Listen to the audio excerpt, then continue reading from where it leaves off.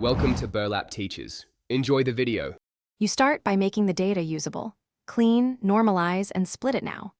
Explain how and why normalization matters.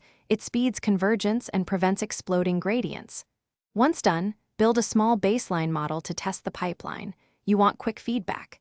Make sure to use random seeds and a clear train/validation/test split like 80/10/10.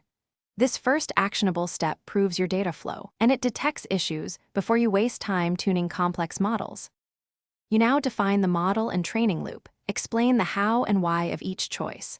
Start with a simple architecture suited to your data. For images, use a small CNN. For sequences, an LSTM or transformer.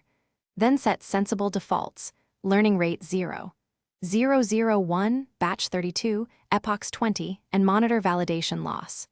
Use regularization like dropout and weight decay to prevent overfitting, and apply data augmentation to expand examples. Train. You finish by evaluating, saving, and deploying the model.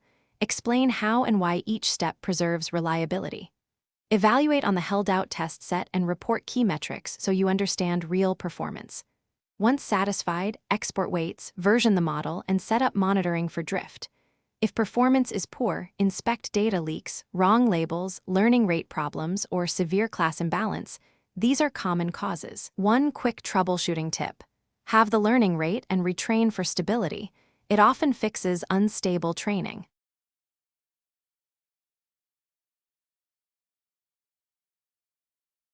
Thanks for watching. Consider subscribing if this video helped you.